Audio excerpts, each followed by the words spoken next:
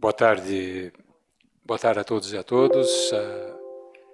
É um prazer estar aqui novamente com vocês em mais uma atividade do Observatório da Inovação do Instituto de Estudos Avançados. Hoje nós temos a satisfação de receber Sherry Wong. Ela é artista, ela é uma pesquisadora e ativista de origem turca e do Havaí. O nome dela é Sherry Wong, é uma mistura, muito comum aqui no Brasil, como vocês sabem, e ela é muito envolvida na defesa de direitos humanos, exatamente no âmbito da inteligência artificial. Em 2018, a Sherry fundou um salão chamado Icarus, uma iniciativa para fomentar discussões sobre ética a respeito das tecnologias emergentes. Ela tem uma parceria muito forte com a Universidade de Stanford. Ela está visitando o Brasil, acabou de chegar hoje, um pouquinho antes, por isso que a gente atrasou até, do Espírito Santo, onde ela participou de um seminário, de uma série de atividades, e ela se dispôs a conversar conosco, com quem pôde vir. A convocatória saiu há 2 dias, entende? E eu gostaria de agradecer, inclusive, os internautas, aqueles que nos seguem pela internet, e podem fazer suas perguntas sempre no ia@usp.br.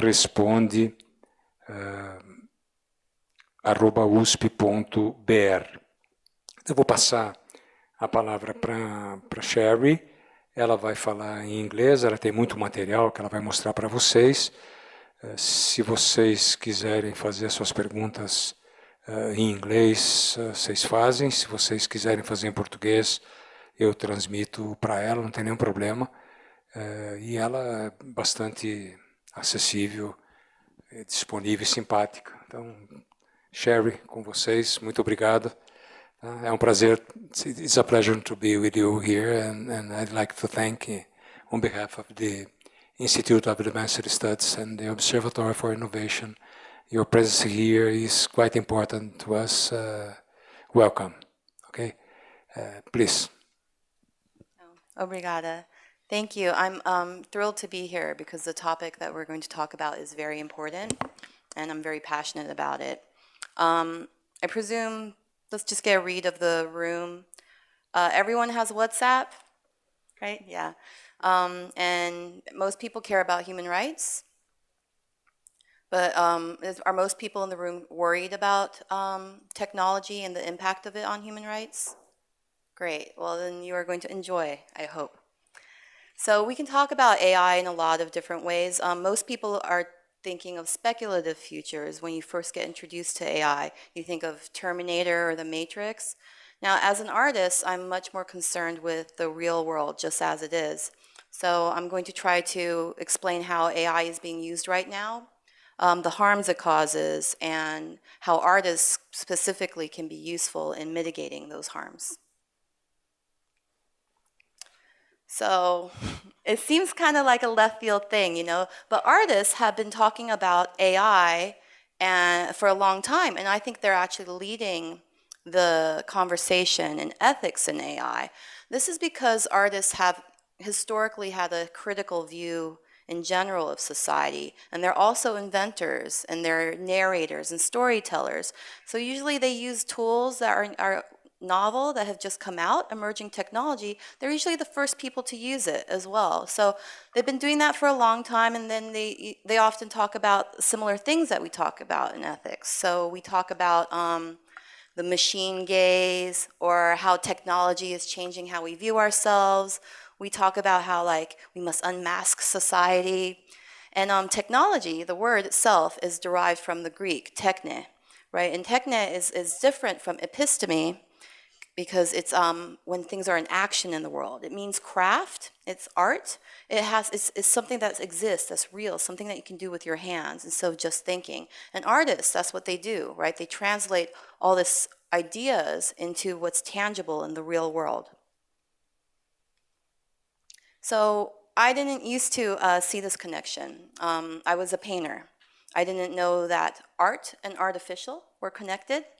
I did not know that ethics and aesthetics were connected. So I was just a painter, right? But 10 years ago, I moved to San Francisco, and I started to work in technology.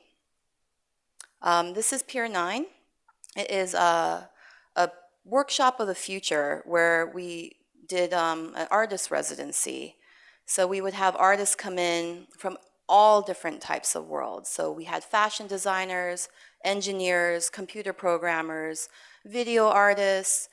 We also had people who didn't think of themselves as artists at all. But once you give people the freedom to do whatever they want, they very quickly look like artists. So we trained them on Autodesk software. And Autodesk is the software used for making things like AutoCAD or Maya, like every furniture piece, the architecture of the building, your shoes. It's all designed on computers, and that they make the software for that. So we would train artists on it, and then we would show them all the tools they can use from the future to make it. So we had industrial robots, 3D printers, laser cutters, water jets, all computer controlled. So in this world where we're years ahead of the future, I started to ask some difficult questions, because what we were seeing was amazing, but amazing for who, right? Who's going to have all this wonderful stuff?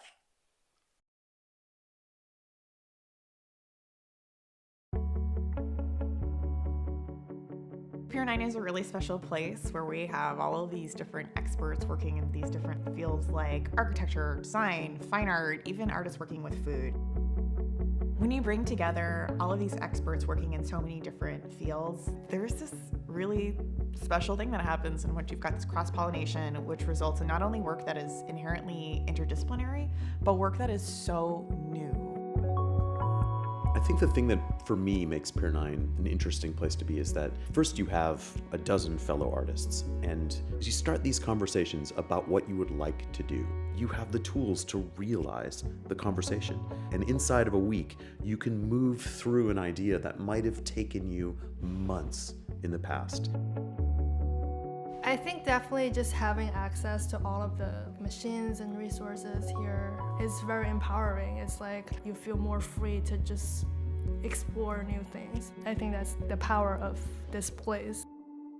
We're really excited about this exhibition because it is the first exhibition from the Pier 9 Artists in Residence program. People have never seen work made like this before, and I think people are really excited to see what the future of art making can be.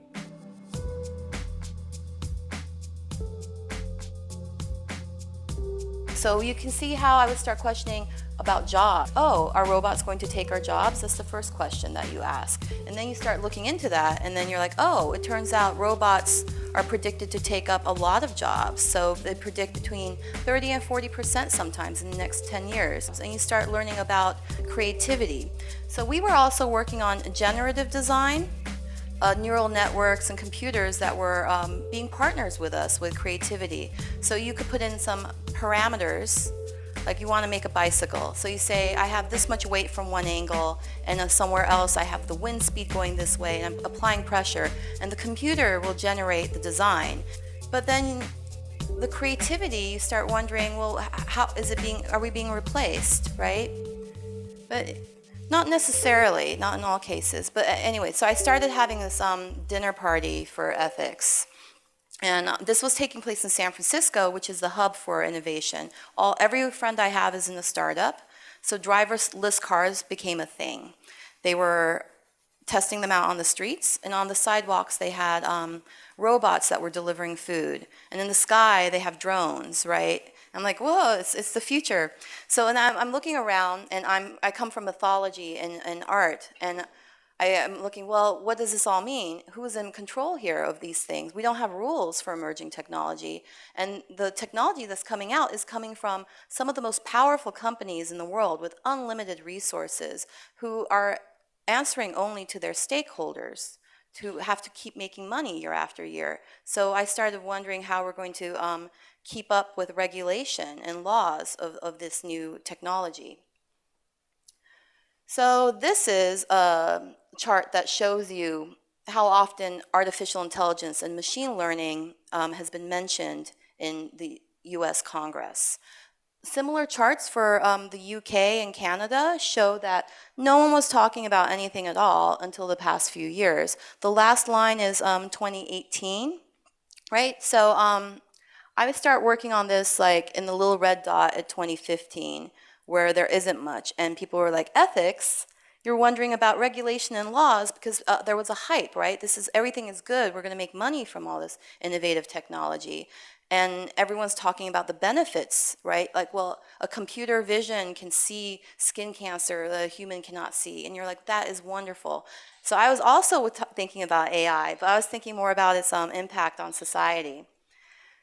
This is AI and ethics and how often it was talked about in the newspapers. So if you compare them, you see that the ethics comes right after. And I think of that almost like where you have if there's a poison growing somewhere, or if there's a snake, usually near it there is a solution, you know? So these problems grow together with their solution. These dialogues come in tandem. So I'm having this dinner party for AI ethics, and we're talking about things like quantitative ethics, China, other side bias and racism in AI.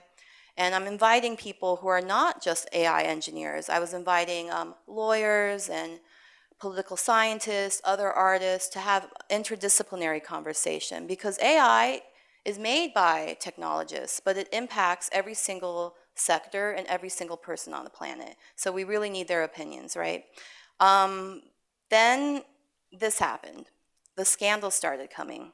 So no one talked about AI, and then every day in the newspaper, all of a sudden, there were all these things. And we might not realize it's AI, but this is all AI, right? So human resources, when you apply for a job, AI, it was found that Amazon, they had a like machine learning system looking at resumes, and it was favoring men's resumes over women because it was trained on the data of previous resumes. So it was just replicating sexism that had been ingrained in the system. And then the job displacement I was talking about, right, is a third. McKinsey is a respectable sort, they do their statistics, a third, that's a little crazy. Then there's people talking about autonomous weapons. I think just the phrase autonomous weapons, right, is cause for concern. Now, we have autonomous weapons, but lethal autonomous weapons is under discussion. Currently, the US military has a directive not to use it, and there are activists who are going to the United Nations to talk about these things, and the military is on the other side because they want to, preserve lives. We see surveillance and face recognition all the time in the news. All computer vision is AI, and that's a problem, but it's especially a problem with the Uyghur situation in China, their surveillance, because they are rounded up for camps. A lot of our headlines are social media, things like WhatsApp and Facebook, and it makes sense because machine learning is used for advertising. And there's nothing wrong with trying to make your advertising better, but then they make your advertising, like the advertising better by using our data, and the price of that is privacy violations, but it's also manipulation. When you have big data, you're very subject to being able to be targeted in small groups, which we haven't had with propaganda before. This is sort of, I think, a new problem. So it's kind of a systemic problem in every country, but I think one of the worst examples is in Myanmar with Facebook. The military regime there was found to be using fake accounts and spreading fake news in order to make people feel more angry and incite real, actual violent acts towards Muslims in the area. These are real life things. So this is how bad it is. This is a report from AI Now Institute. They are an institute at New York University. They study only AI in society. So they're great, and this is a report done by one of their fellows. It is only 2018. There are 2 yellow things on there. Those are little regulations. And otherwise, the other colors, there's sometimes like good news when things are being revealed, but they all actually tie back to an impact that is harmful, right? So each one is like a big news item, and you can see the most familiar one for everyone is Cambridge Analytica, and I think a lot of people have seen the Netflix movie with it as well. So Cambridge Analytica, they use the personal data of 86 million people, which is a lot of people. And if you remember when Facebook was first new, we didn't know these things. I took personality quizzes, and we just fed all our data into the system. And you respond to ads, you put your friends on there. Well, they vacuum all that up, and they use it to target us with political propaganda. So Cambridge Analytica is a group that worked on both Trump's election and Brexit. We also see here a rise, like I said, when ethics rising, we see that workers at American industry, they've been protesting. They've been doing walkouts at Google for Project Maven, which was a project with the US military they were keeping secret. When the employees found out, they did not want to work on AI for the military. So they had employees quit, and a lot of the employees got together also with some other sexual harassment issues that were going on, and they staged a walkout because enough was enough. And that's been escalating, and now we see it in other places. Amazon recently started protesting as well. They're targeting environmental issues. They want Amazon to commit to like better sort of, I think it's all tied though, right? So I think even if it's not specifically AI, when we see worker movements and unionization efforts in that way, they all lead up to still being part of that same conversation about what we can do to prevent harms when innovation in AI and this and pretty much economic forces are compelling people to go very quickly and work on things and release things into the public when we don't know the harms and we don't know how they work. So why is this happening? So AI promises such good things, right? It's wonderful. It can do the benefits from all technology, really. It has all these wonderful things for all of humanity. And the problem is that it is not humanity as we wish it would be. It's humanity as it was. It's our history.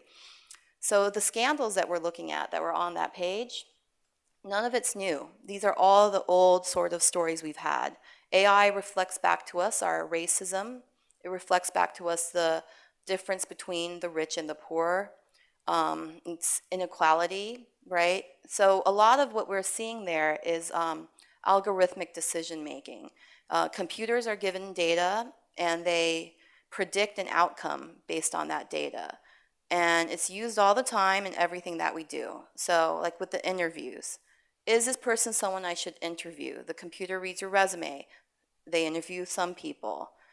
Is this family qualifying for a loan so they can buy a house? They look at the information. Some people don't get it. Some people do. So it's problematic because our society is problematic and our data is problematic. But even if our data was not problematic, it would still be problematic because the structure around technology is problematic. It's not just like if you clean up the data, because there are people who are like working on debiasing algorithms, but just cleaning it up doesn't solve the structural system, because it's very important, like who's making the AI? Who is it made for? Why? What are they going to do with it? How am I subject to it? Did they take my data without permission? So those things can still be at fault and still have an impact. So I picked this article out of all the other ones that we were looking at because it was a very important one. It's from 2016. It's from a new online magazine called ProPublica. They do investigative journalism, and they're very good, and they're independent. So in America, they use AI, and I don't know in how many other countries they're doing this, but in the US, they use AI in the criminal justice system to determine whether or not someone is likely to commit a crime, to see if they let them out of jail. It sounds crazy. Whenever I tell this to a group of people not from the US, I feel like I must be making it up because it sounds, it sounds crazy. But it's, it's not as crazy as it sounds maybe, because the US judges are using software. The software makes a recommendation. They look at a whole bunch of data about the criminal, like where they've lived, did they commit a crime before, and they have the data of everybody else. And then they go, you're a 3, you're a 5, you're a 9, and based on that, the judge makes a decision. So still the judge, technically. So ProPublica is investigative, and they decide to look into this and study a system. And they're in different courts, and sometimes the courts have different systems. So they looked at the data of just one court in Florida, and they looked at about 10,000 people, and they followed them.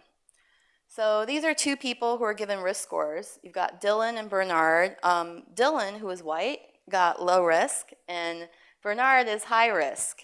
So ProPublica wanted to know if the computer was accurate. Is this risk score accurate? Guess what? It was not accurate. And the computer was wrong about most of the time, about half the time.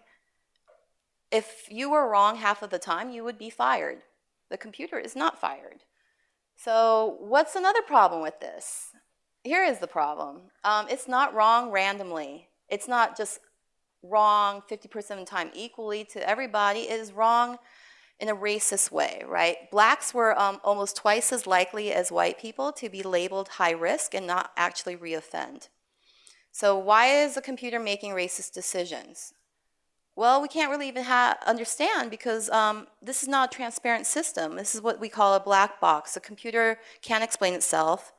You put in your data, right, and it comes out because it's complex. You can't see those kinds of operations. Like, even if you could, I don't know what like 10,000 spreadsheets at the same time connected to each other looks like, right? So there's a push in AI for explainable systems as well, but for the most part, this is what they're doing, and the phrase people are using now is garbage in, garbage out. So that's one of the problems. The other problem is, what do you do if the computer is racist? If a judge makes a decision, you can go, that guy made that decision, he's racist. But you don't do that with computers. People do not believe you. The computer made a racist decision. No, computers are always right. So you have to really like re-educate people, and it takes a long time, you know? This stuff is a little bit new. So they're actually using software more and more. So last summer, I left my job and I started a company called Icarus Salon. So with the myth of Icarus, Daedalus and his son are imprisoned in a tower, and he collects bird feathers. Daedalus is an inventor to make wings. I think we all know the story. So you can either, he warns his son, don't fly too close to the sun because the wax will melt and you'll fall in the water, and don't fly too close to the water, which we forget that part, because if your wings touch the water, you can, they'll get wet and you'll drown. So the story for that, for AI or any technology, is you want some ambition, because for innovation, you have to try to go, You can't fly, you have to go. You can't go too near the water. You need innovation, but you don't want to go too crazy because, the wings are going to melt. So the middle path. But for me, I got that story, and as an artist, I didn't name it after that. I named it after Bruegel's Icarus. Bruegel, this painting, you see, Icarus is not even the main story. Icarus, his little legs are in the water, right? And he's fallen, and these are the everyday people who are going about their everyday lives, why this epic myth is taking place. So there's a history in art to reference this painting. There are poems about it. Poets and other artists will talk about this painting and make their own work derivative from it. So I place my work as art in this lineage, that we are not centering the conversation on the inventor who got away in the sky or the engineer who's like falling down, that we're centering around the work of the everyday people, of the people who are going to be targeted, who are going to be impacted by these technologies, and not focus on the technology or the people making it. So I thought when I started this work that technology is a tool. That's what people say, and that technology is neutral. I would say technology is neutral. And now I don't believe that anymore. I've learned that technology is not neutral. AI amplifies harms because AI comes with history and context. It matters who made it, it matters how it's going to be used, it matters how it was obtained. And you cannot divorce those things from each other. So when it's in use, It is always political. So as an artist and not a researcher, I was wondering, like, what can I do to help, right? I'm not an AI researcher. So I was also obsessed, and I was trying to keep up with the news. So I spent most of my time on the internet, and I was following about 1,500 people on Twitter, all AI research, to try to keep up hours of my day. And I'm like, let's centralize that and make it easier for new people. So I started going around and seeing who I could partner with. And I found a great partner in the Center for the Advanced Study in the Behavioral Sciences at Stanford. They're really well known for behavioral economics and behavioral science in general. When I met them, I was reading Daniel Kahneman's book, Thinking Fast, Thinking Slow, and it was very formative in his own history. He was a fellow there when he was thinking of these ideas, and it makes a lot of sense, like this behavioral economics stuff, when you look at what's going on in AI, because the story isn't just this technology. The story is really connected to this bigger economic stuff and geopolitical things happening, right? It's just like a small part of it. So by working with them, I had access to other people thinking of these things, and I learned a lot as well, right?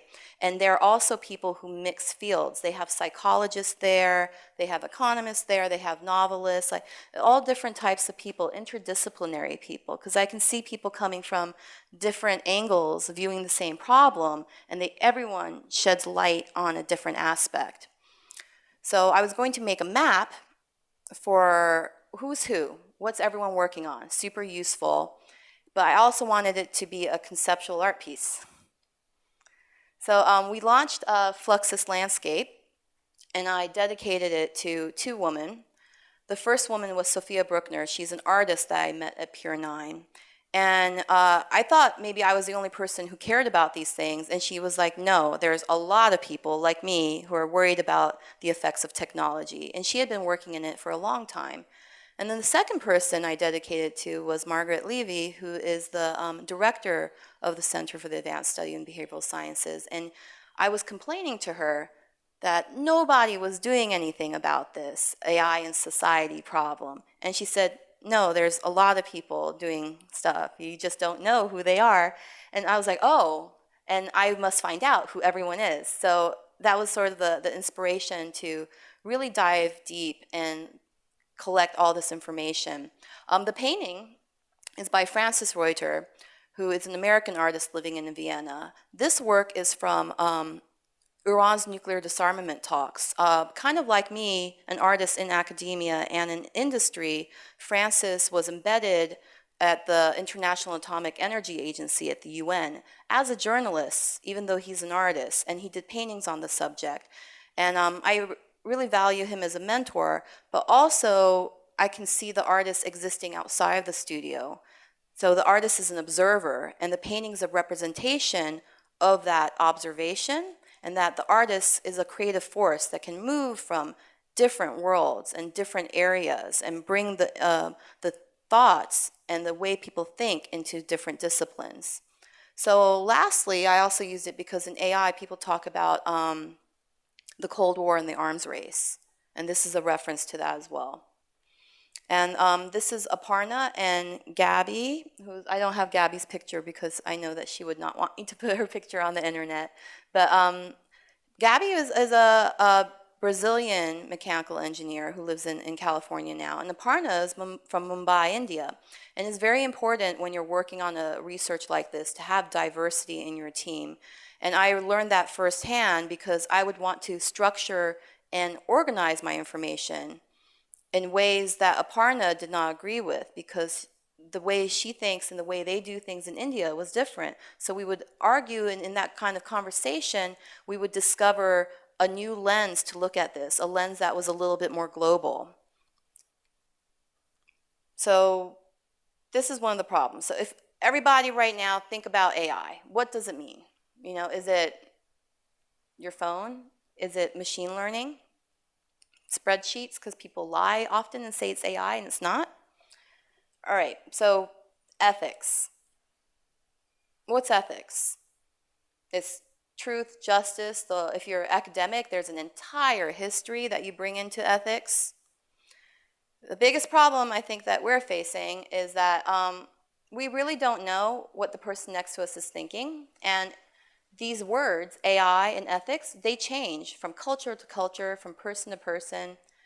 You know, in research, when we collect this information, and in academia, you have to define your parameters of what you're working with, right? But as an artist, I had the freedom to not do that. I could capture the issues, the problems that we don't have a shared vocabulary.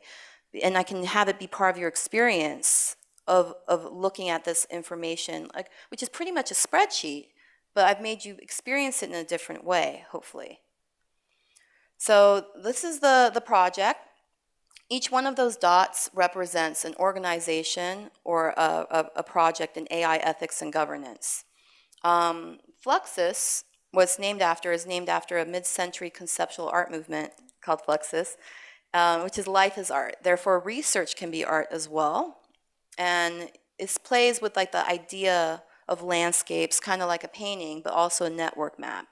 So when you click on these dots, you get a little pop-up on the left of what the group is doing, and I organize them. So I have them down for their activities. Are they gathering people up? Are they holding discussions? Are they doing societal research, technical research? Are they,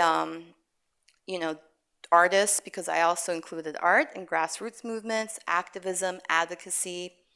So things that are not normally included, because often people make these lists, but they only look at big governments and industry. So I wanted to look at also the outliers to get a big picture of what is really going on.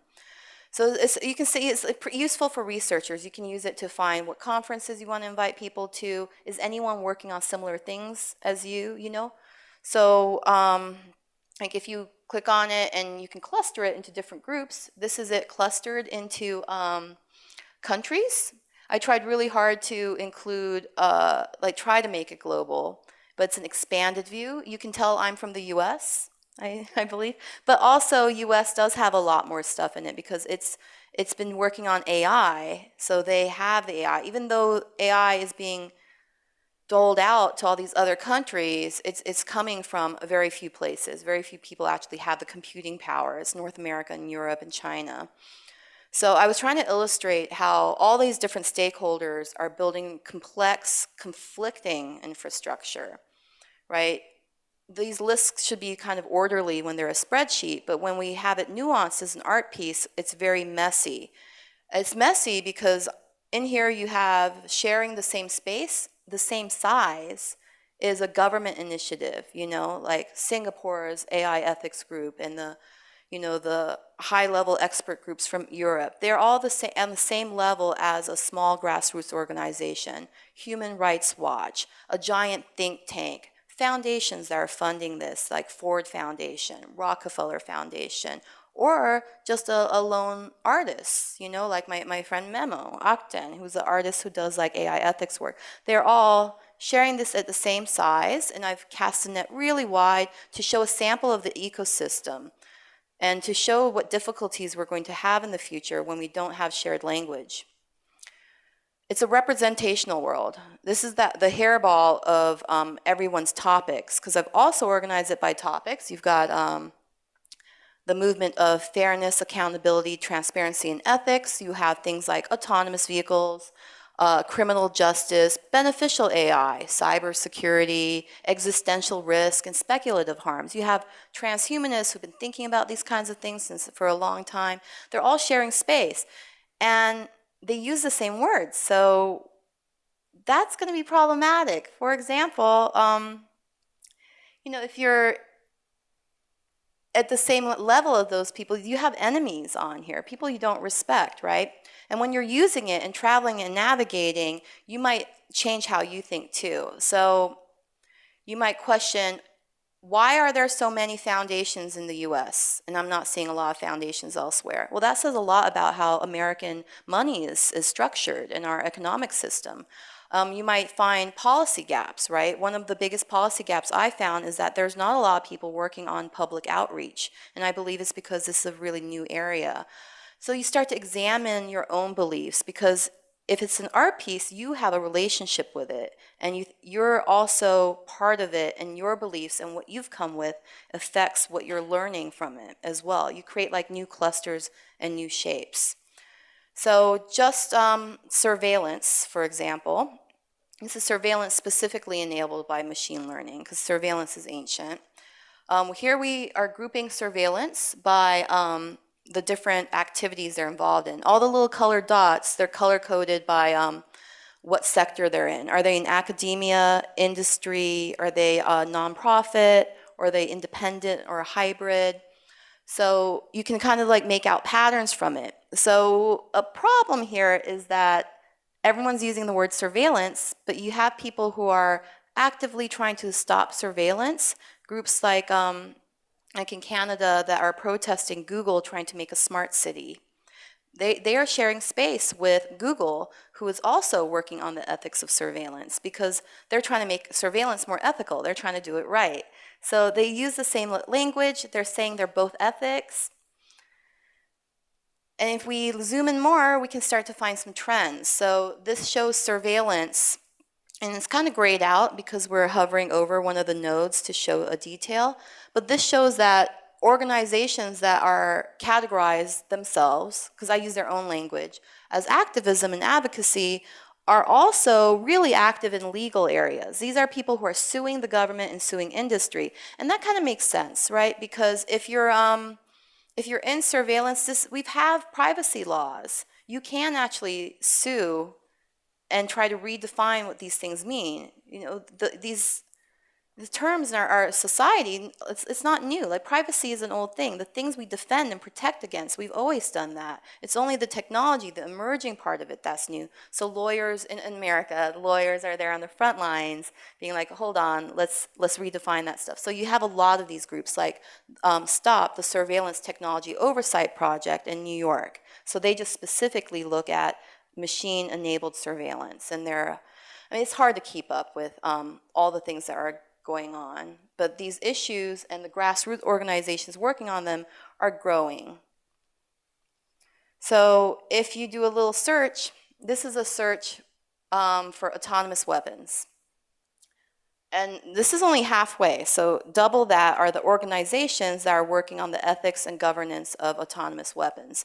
Here we have ICRAC, the International Committee for Robot Arms Control, right? They have a website, ban killer robots now. So, and they go places and they advocate to have a full-out ban on autonomous lethal weapons. And you also see the Google walkout people I talked about earlier and the Tech Workers Coalition that are also talking about not working with the military, like Silicon Valley. You need to have transparency and let's know who's doing what, and people should get to decide. And you have the Defense Innovation Board, which is a new group in the military. They're coming up with AI ethics principles, which you've been seeing it probably in the news. A lot of groups are writing their principles. This group is tied to and led by the CEO of Google, Eric Schmidt. And advising the military also on here is a group called CNA. They come from the old Navy world. They are a think tank for the military. They are advocating that lethal autonomous weapons might be more ethical because you will have less civilian casualties, right? So these are in conflict, you know, and the UN is convening experts and they're hearing from everybody. And these things are not fully decided and it's complicated. There are no good answers, but it matters a lot. So I looked about thousands of websites. And what I saw time and time again is that our conversations around this technology is limited. This is what we think of technology. These are images just pulled from everyone's websites. There are not many images that are different from this, right? You have either AI being a god, or you have AI being in harmonious, perfect friendship with industry and commercial work. It's one or the other. I think artists and creatives can have a little bit more nuanced perspective because you're not in industry. You're not trying to sell the product. Because the big picture is not that. This is the big picture. This is a painting of the Raft of Medusa. It's controversial painting. At the time this painting was made, people were upset that artists were depicting negative things instead of beautiful things. And this was a painting based on a real news story. They blamed the captain of the ship, but the ship sank and 150 people got stranded on a raft. And of course, they starved and they suffered and they turned to cannibalism and they went down to 15 people. And this painting depicts the moment right before they're rescued. It's the moment where all hope is gone. It's also controversial because it has a black person in on the boat. People were upset by that. And so I ask, like, when is our moment like that coming for AI, right? When are we going to be like, all hope is gone? Because at some point in time, we're going to feel that. But we felt that before in history. These are not new things. And we should wonder also, how do I fix these problems, right? So the people who are suffering are wondering on that raft, they are thirsty and hungry, so they worry about the symptoms of thirst and hunger. We worry about the symptoms of machine bias and the symptoms from AI, how it's affecting us on a symptomatic way. But structurally, on the background, there's a much bigger problem, which is a huge economic kind of puzzle piece that's been going on for a lot longer. So the questions the boat people maybe should be asking is like, where's the boat? Not the little raft problems. Why are some people on a yacht? These are just economic stories, societal stories. It's a story of inequality. It has I think that's why everyone can work on AI ethics, because we all are familiar with these stories. You don't necessarily need to know about technology to understand the harms. So artists have been working on these for a long time. They, I think, bring a different type of interpretation to this. They don't measure impact the way a researcher or a scientist does. They don't go by the numbers in that way. Historically, even when people are doing scientific research, often when you're doing something, it's a mistake that gives you an answer. It's a person walking by with some observation, because they don't know, they say something, you're like, oh, And it's that outsider view, so the naivete that can lead to a big breakthrough. And artists can do that. And they're also really familiar with being migrants, right? They can travel from one discipline into another, and they pull ideas from everywhere into their work. So they're almost like AI in themselves. They're generating new forms, and they have training. They've been working on this their whole lives, and they're trained to recognize where these forms are going to go, what's going to happen next, where are the directions. And a lot of my friends, like Francis Reuter, who a lot of my ideas on what AI is comes from, consider AI as something that's been going on for much longer, perhaps even since humans have been meeting together in groups, because artificial intelligence is a societal one, and it's been in development in many ways since we've gotten together, right? And when we get together, we create a different thing, an intelligence outside of ourselves. And we know that language, we know how to deal with that. We have a history of that in every aspect of our society. So here are some great examples of what artists have done. This is one of my favorite pieces of last year. It's called Anatomy of AI. It's on view right now at Ars Electronica. It's a collaboration between an AI researcher and AI Now Institute founder, Kate Crawford, and Vladan Joler, the artist. The subtitle is An Anatomical Map of Human Labor, Data, and Planetary Resources. And what this shows us is Amazon Echo. So you go, Alexa, please show me how you are extracting from our entire society for your own benefit. So it starts in the history to the beginning. So down here, it's showing how the materials for like Amazon Echo is extracted and mined from the earth. And that's extractive in an environmental sense, but also with the labor and the conditions of the mines and the history of those places, right? And it goes up into the refineries, the transportation of the materials. It goes through the internet, all the system that you have to have in place for just this one little computerized technology to be true. So you have like the Amazon itself with the transportation of their materials, with the way they treat workers. There's a lot of impact, and it's all extracting. And it ends here at the top, with the human operator. And we are also being extracted from, because we are training Echo and Amazon systems and all data systems for free with our own data, right? And it's extracting from us our information. So this is a great awareness-raising piece, but art can go a little bit further. This is a piece by Adam Harvey and Jules Laplace. They did a research website called Megapixels. This is one of my favorite pieces. It exposes how information compiled at universities end up in really surprising places. Data sets, right? So computer vision, you get a bunch of pictures, you need a lot of data. So they get this data from like video and still images, and the researchers use it to train their AI.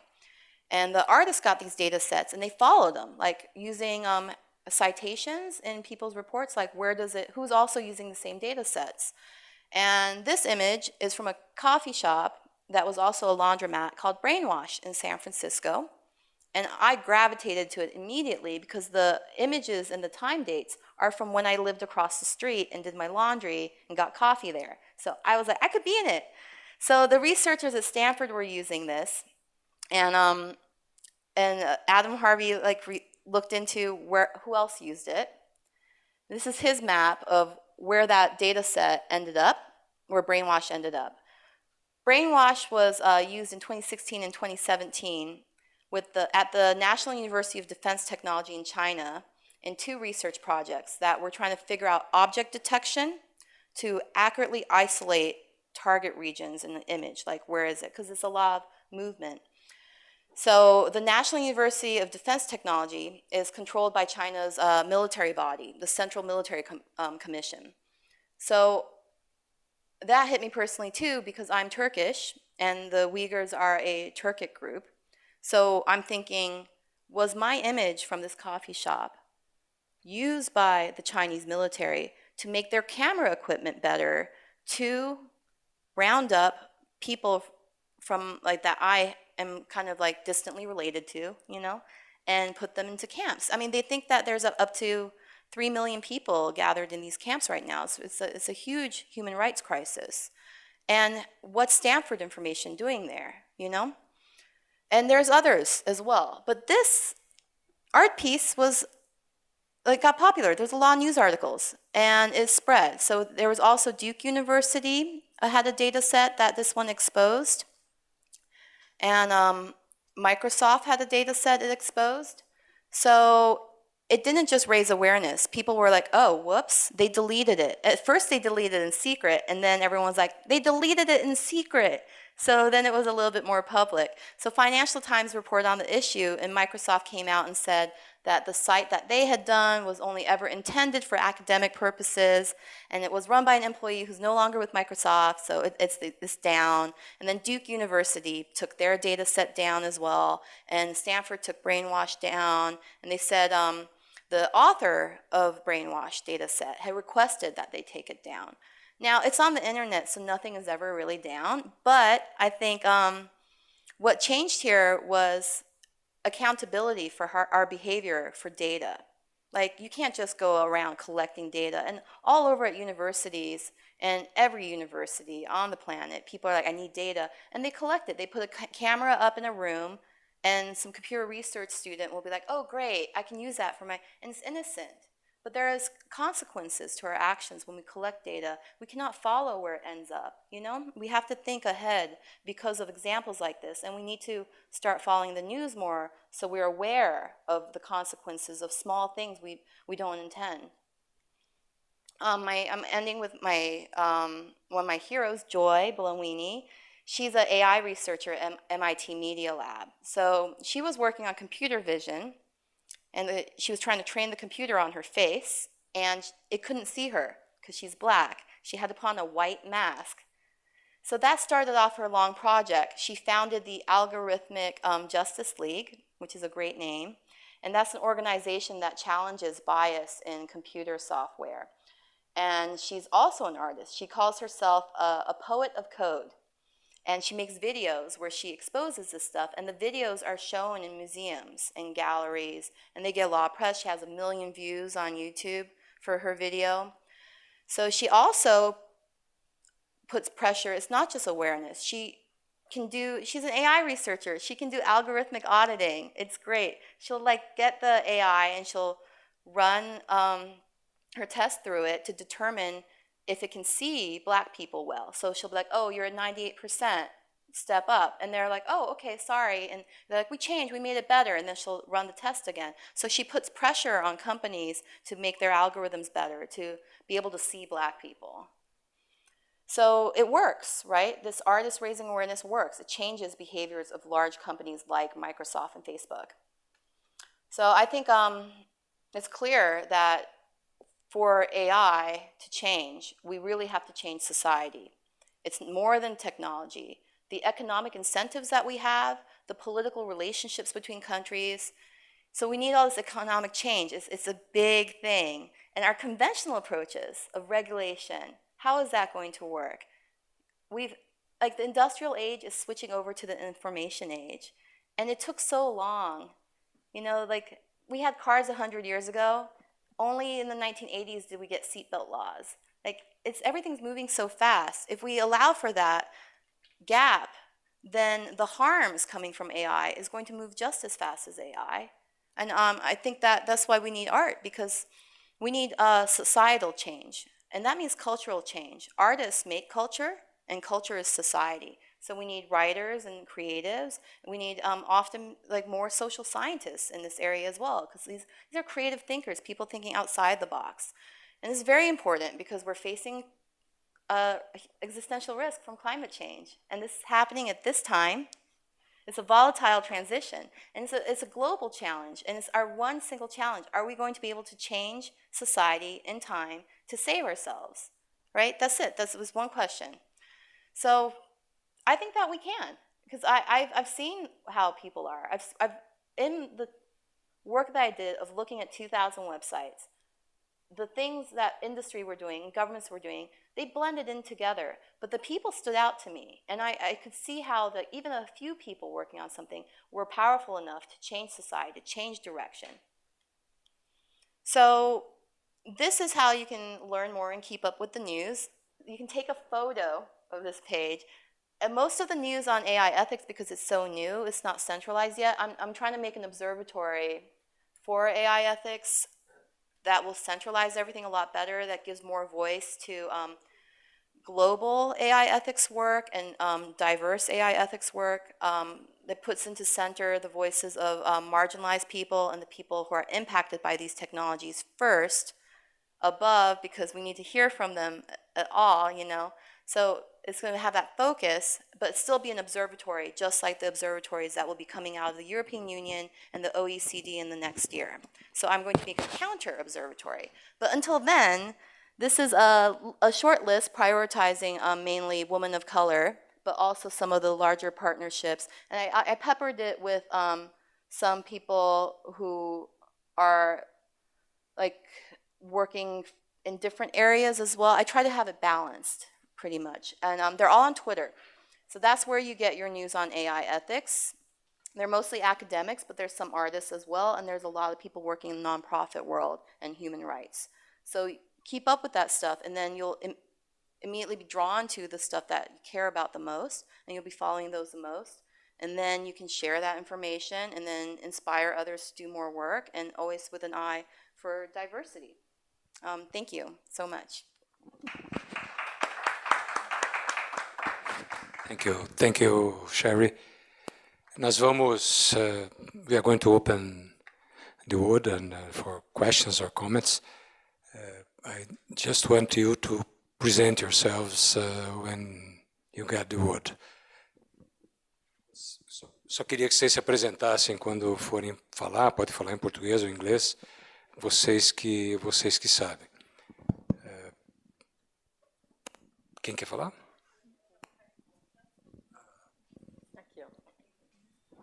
Hi, my name is Raquel.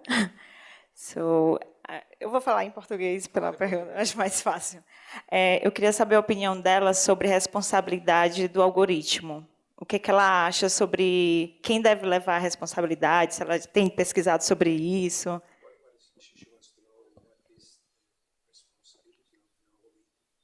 Sobre as decisões erradas.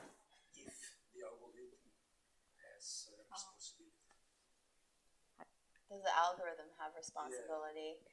You know, only people can have responsibility. You know, because you can't put an algorithm, you can't be like, no algorithm. You know, the accountability falls onto the humans that made it. It falls onto the decision makers. And if there's a lot of things that happen by accident, right? But you still have accountability. Because if the accountability goes to the algorithm, how are you going to solve for the problem? Like, you can't. But people do often talk about, it's kind of an interesting question because people often try to make humanize AI, and they speak of it in these human terms, and they think about AI changing our consciousness. Well, what if AI gets conscious, and those kinds of things. These are like what if scenarios that have been going on for quite a long time in science fiction, and it's possible, you know, that AI will get very good one day. And it's very speculative, so I don't really look to that. So, because what are you going to do with that speculative stuff? And there's harms right now. So, in the case of like the machine bias thing, who's accountable for that, right? Well, there's a lot of people accountable for that. It's the people who made it. North Point Compass is the company that made it, right? They're accountable because they didn't do their homework to find out. They didn't like test the system, and then the courts are accountable because they didn't do their research before using it, right? And then the whole system, the thread of accountability is that structure, because they're the ones who are able to make change. Like, always point your finger to the person who can change it. Who else?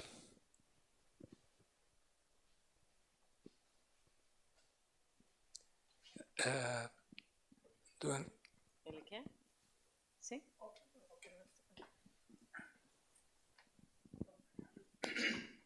Thank you for your excellent talk. My name's Donald Peterson of this place.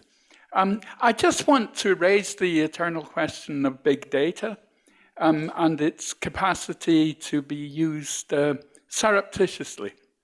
Now, if the police, for example, in Dubai have used a system of that sort to gather data and detect patterns of behavior in individuals, this clearly has ethical implications, I would suggest. Yeah, that's a big section that people are studying, almost in every single principle. So currently, there are 90-something principles that people have put out. They're putting out rules of AI ethics for the future, for governance and policy. They're just guidelines, right? So the European Union has a big one, America, and companies have them, and companies you don't even expect have them, right? They're all over, and there's about 90. So there was a study recently, like looking at the trends of what is happening from ETHF Zurich. I don't know how it's pronounced, because I've only seen it written.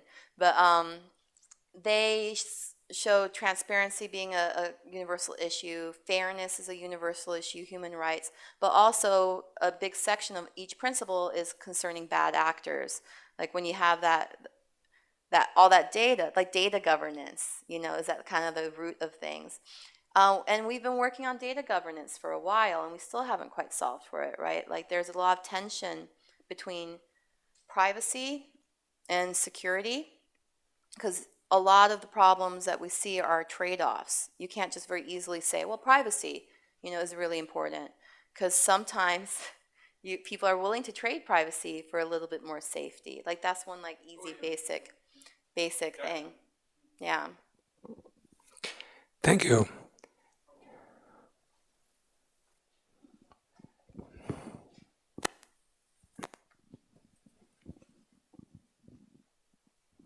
Hello, thank you for our conference. I'm Didiana Prata, I'm a graphic designer, and I'm doing a PhD thesis about activist design, and I'm using AI in order to classify activist images on Instagram.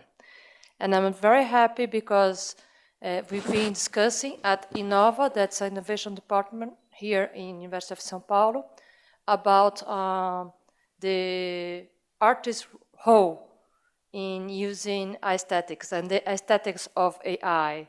And because normally we can see AI for surveillance and for commercial issues, and I'm interested about the aesthetic part of AI. So I was curious about your work, your art, if you're using AI for is that for your artistic work?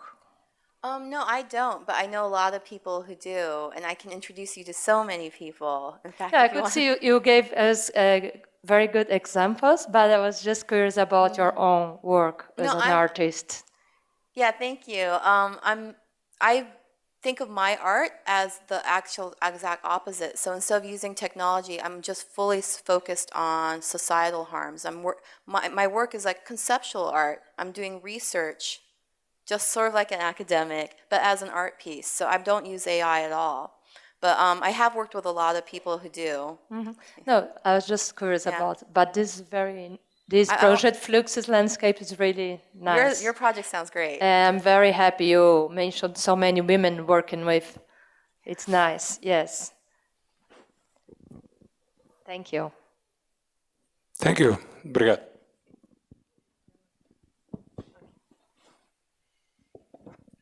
So thank you, Sherry. I was listening in the traffic when I was coming. So first question is about something that you talk in the first part about art and artificial intelligence, and how much the artists are being using artificial intelligence ever.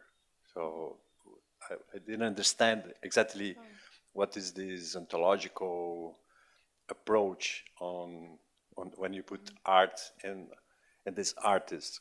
And the second question is about the decision making in perception, because it looks like that we as a human going to help the artificial intelligence to help us and have better decisions, and not the way around. So they don't take decision by us. So how perception start to become important to help AI, like you show the case of this Joy Boulamine. Yeah, so it's a kind of perception that, hey, we need to help the AI on. So how much we are in this way of development in terms of bringing the more ways of perception to put AI in not in the good way without this approach, but how much decision making is more related with the perceptions that AI can support us and not the other way, because we are put too much on that.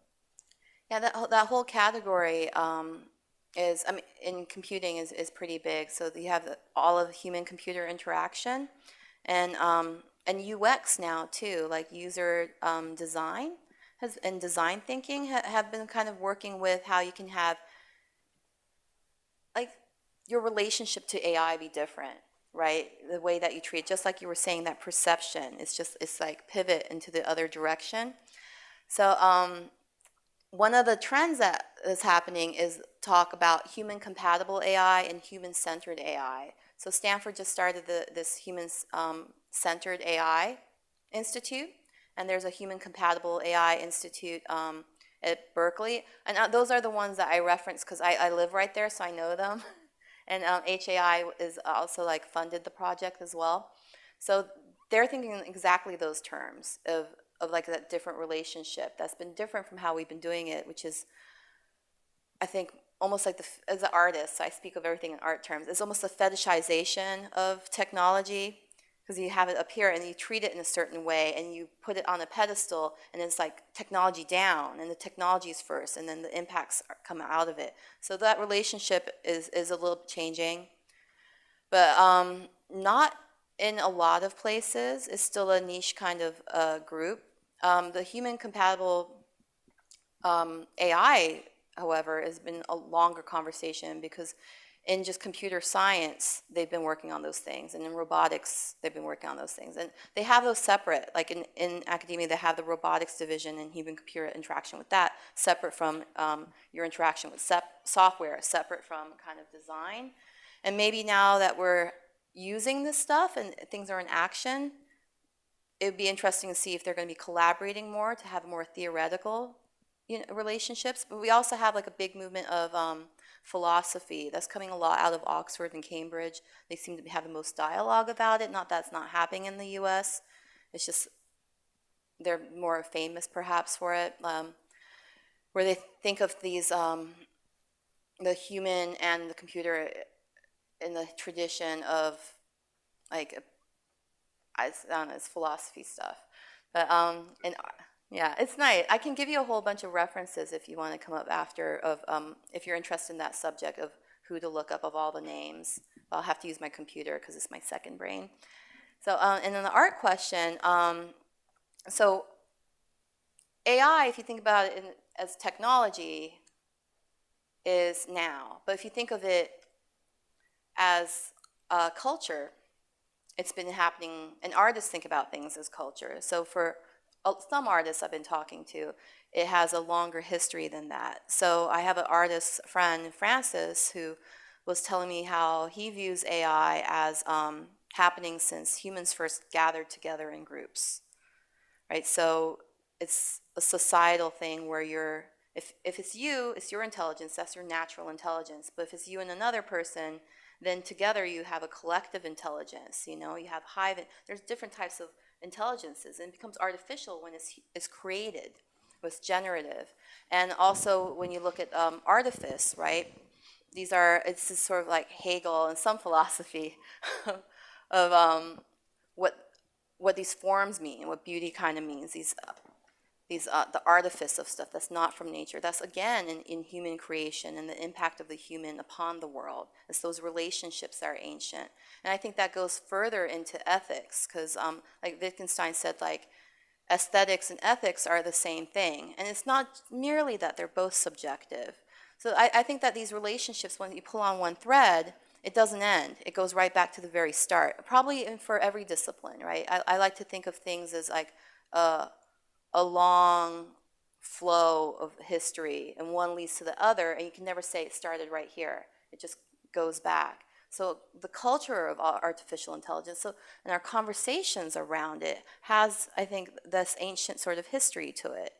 So that's why it's fine for people outside of technology to bring their input into it, because it's very relevant. You don't have to be a technologist to understand the politics that's going on. And in fact, the technologists need that. They need a social scientist to tell them what's going on. They need a sociologist. They need, they need all these different disciplines to interact. And each one has this long history of its relationship to artifice and its relationship to what is artificiality and the construction of culture and infrastructure in general, right? I think so.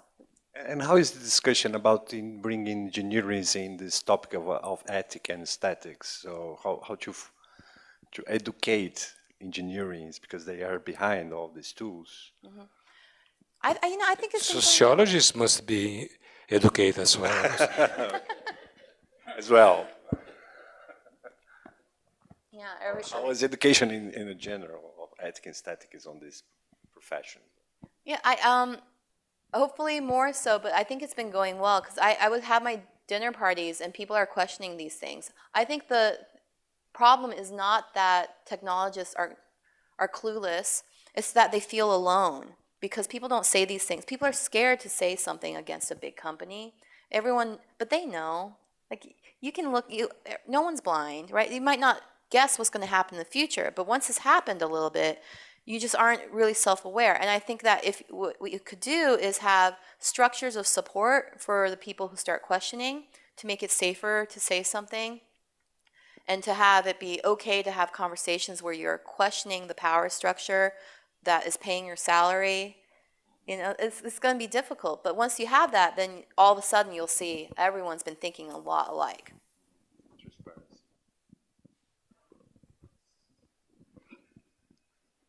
Hi guys.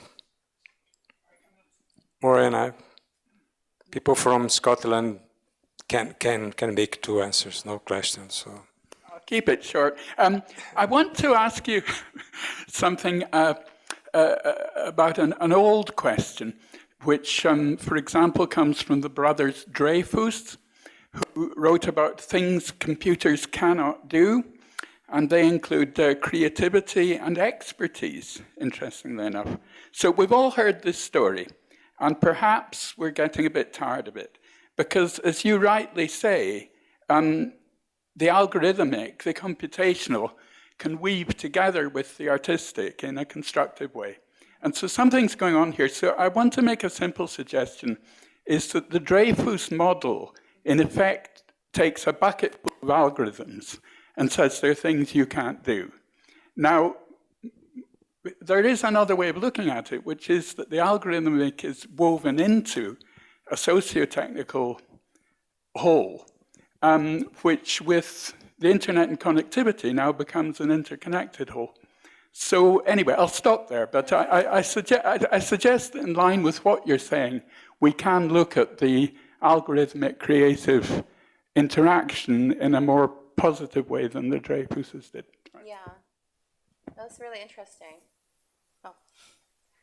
But I saw at Pier 9 how computers are creative, and OpenAI released an algorithm, but they didn't release all of it because it's very good. It writes, it's a writer, and I've seen some things it's written, and it's talented. It's a talented algorithm that can write. A friend of mine used it for another Fluxus project where he fed into the algorithm conceptual art from the 1950s from Fluxus, which was kind of like choreography of everyday motion. So Fluxus art would say something like, open a window, and that would be a musical piece, right? Or a John Cage, the Foreman's The Silence piece, things like that. So he fed it in, and the computer spat out beautiful things, stuff, amazing art pieces that are just like as good as the original, if not better. And things like try to get out of your house using in a different way. You're like, it's just so creative. And I mean, I'm talking a lot with the group I'm with besides the screen right now about creativity, because they're all creative artists who are using AI, and how you can be a better partner with the AI, but also what's going to be left, because a lot of jobs are going to be decimated in things that we don't expect, like graphic design. That's creativity. You think humans are creative, and you're like, well, are you using a computer? Then graphic design, you know. But things you do with your hands, maybe less so, because robotics are expensive, you know, but also things that are human, and there are things that are human, and there's things that are not understandable. And I'll use an example, which might be a good place to close, of things like Google Translate. So I'm here, I don't speak Portuguese. Google Translate speaks Portuguese really well, so now I don't need to learn Portuguese, but there's a lot more there's a value to learning Portuguese that is not just translation or communication. I put effort into it, and then people are like happy that I learned, and we have a relationship because I showed I cared, and now we can be friends, you know, I put an effort. So if I make things a little bit more convenient, and AI makes things more convenient, I lose something. And if we partner in creative ways, there's these things that we lose that we might not be aware of, which is like how we are in relationship to each other, and how a language might not be just about communicating, it might just be about understanding culture. It might be good for me, you know, to learn. I might change if I learn, you know. So we'll miss those things if we keep doing that, or if we keep putting all our creative into those buckets. But there's a different kind of world in that potential with the art piece she was talking about too, where we don't have to. If we're aware and we can do things consciously with some research behind it and go a little slower, then we could maybe use it in collaboration without losing those special sort of human touches that give life meaning, right? Mm. It's enough? It's okay? Well, muito obrigado. Many thanks to you, Sherry, and it was great to have you here.